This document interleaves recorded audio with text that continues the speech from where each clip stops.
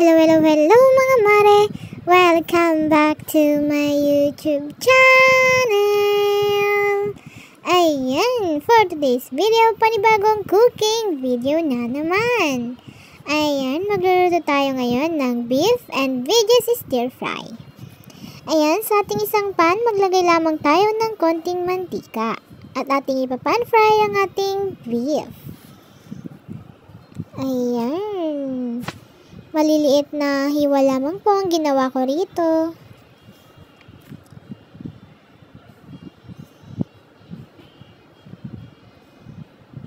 Ayan.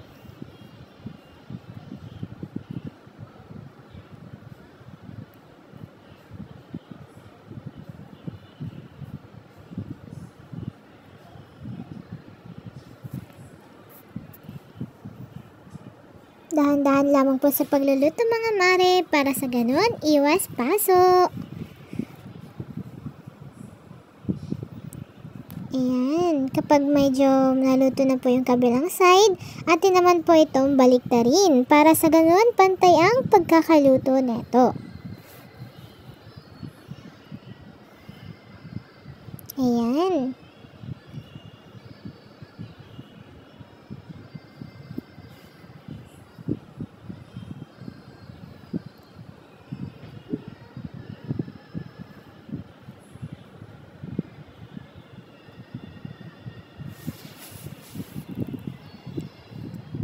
Hintayin lamang po natin na mapantay yung pagkakaluto nito mga mare, tsaka natin ito hanguin.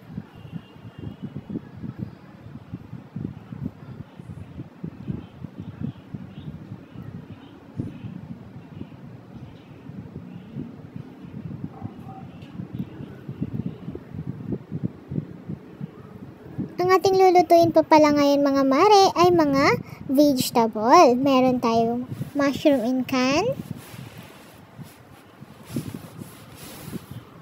Meron tayong tofu, bagu beans, and madami pang iba.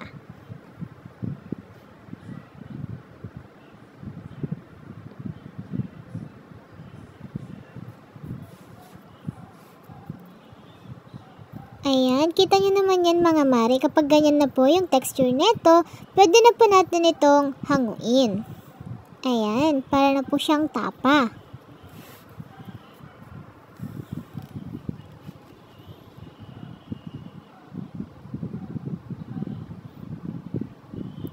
Ngayon naman mga mare, isalang na din po natin ang ating ibang mga beef.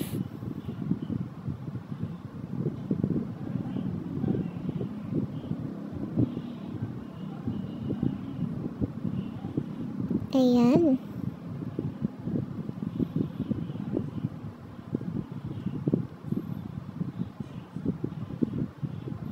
Same process lang po mga mare.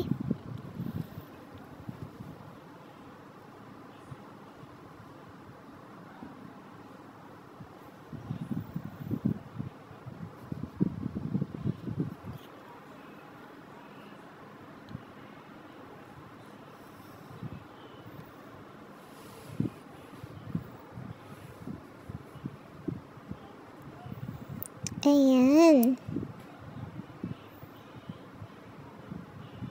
Atin na rin po itong hanguin maya-maya.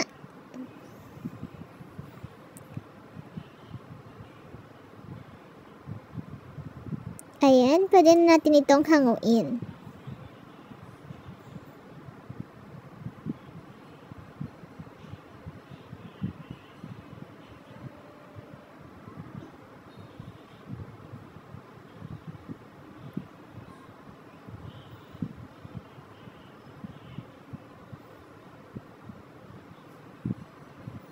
Sahog pa lang mga mare, panalo na 'di ba? Hindi pa po natin naluluto yung ibang ingredients natin. Sahog pa lamang po ito.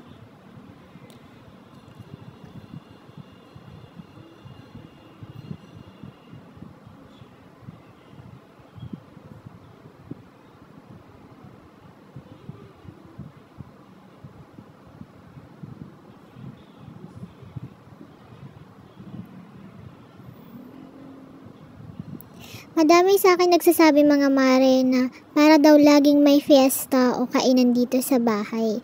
Pero yung aking niluluto pong mga gantong ulam ay pang maghapon na po ito.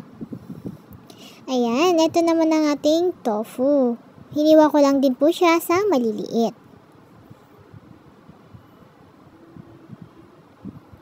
Ipa-pan fry lang din po natin siya.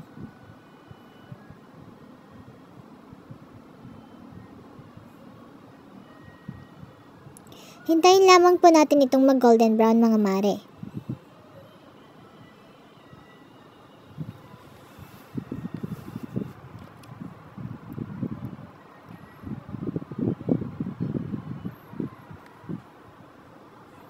Ayan, kita nyo naman yan mga mare. Medyo golden brown na siya.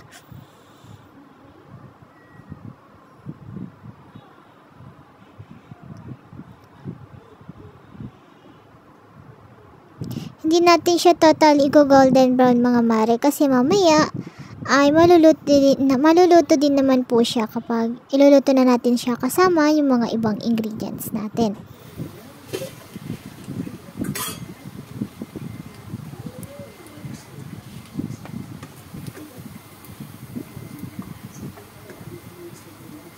Ayan, natin na itong hanguin.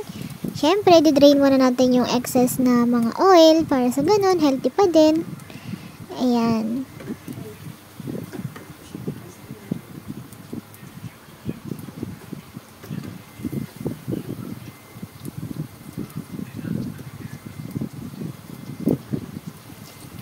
Para lang po siyang kikiam or fishball. Ayan.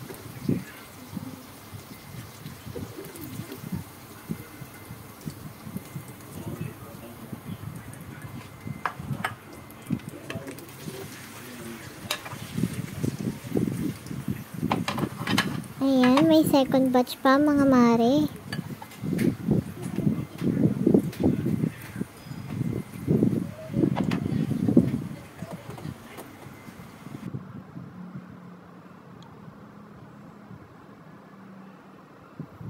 Ngayon naman mga mare, gagawin na natin yung ating pansa sauce sa ating niluluto.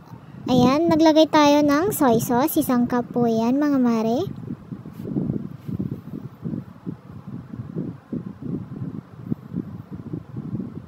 Maglalagay din po tayo ng oyster sauce. Ayan. 1 malaking oyster sauce po yan mga mare. Nasa pack po. Ayan.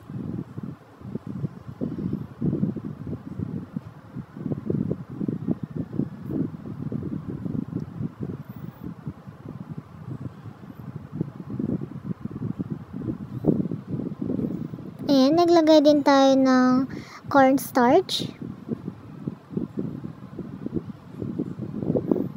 And of course, water. Ayan, tsaka natin ito haluin.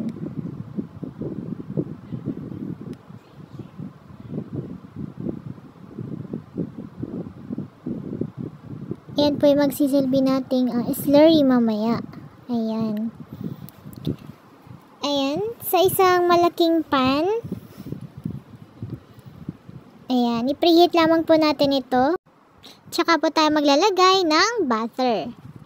Ayan, 1/2 na butter lang po ang ating gamit mga mare.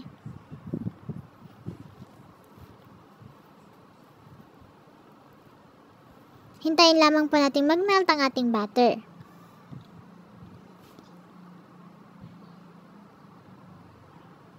Kapag nag-melt na po, atin na pong isunod na ilagay ang ating white onion. Isasatay lamang po natin ito mga mare hanggang sa lumabas ang aroma nito.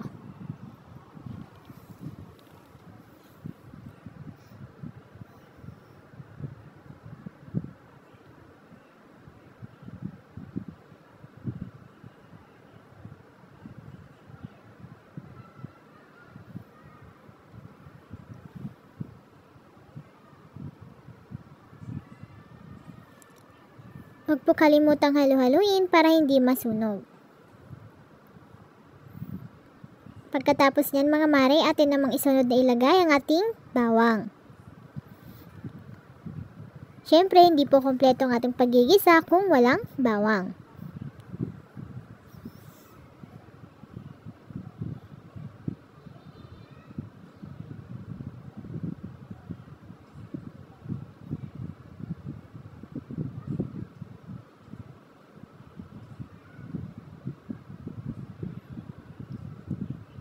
Ayan, ngayon naman mga mare, ilagay na natin ang ating beef. Ayan. Sunod natin ilagay ang ating carrots and ang ating Baguio beans.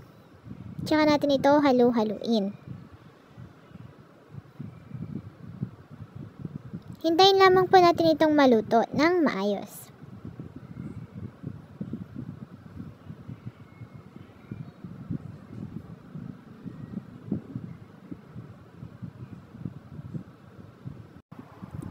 Ayan. Ngayon naman mga mare, atin itong haluin at ilagay na natin ang ating chicharo. Pagkatapos nga nyan mga mare, maglalagay tayo ng ground pepper. Ground black pepper. Pagkatapos nyan mga mare, ilagay na natin ang ating mushroom and cod. Hindi ko na po yan hinati-hati mga mare. Siyempre, maglalagay tayo ng beef cubes. And of course, yung ating ginawang slurry kanina. Hintayin lamang po natin itong kumulo mga mare hanggang sa lumapot.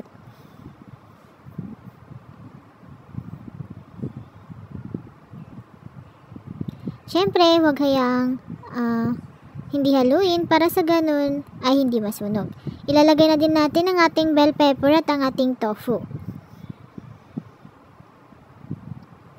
Ayan, kita nyo naman yan mga mare. Napaka-colorful nga naman talaga ng ating ulam ngayon. At healthy pa. Subukan nyo ito mga mare. Talagang mapaparami kayo ng kain.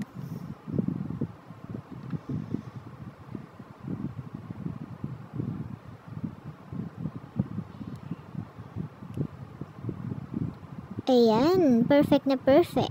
Siyempre, hindi mawawala ang taste test. Para malaman natin kung ano pa nga ba ang kulang sa ating niluluto. Nasa sa inyo na po mga mare kung magdadagdag pa po kayo. Pero para sa akin, okay na po ito. Ayan, kitang-kita nyo naman. Yung ating mga gulay ay hindi overcook. Sakto lamang po. Ano pang hinihintay nyo? Magluto na rin kayo. Kainan na! And ayan, tapos na naman tayo sa ating isang cooking video. Gusto ko magpasalamat sa mga walang sawang sumusuporta sa atin. Maraming salamat hanggang sa susunod na video. Paalam!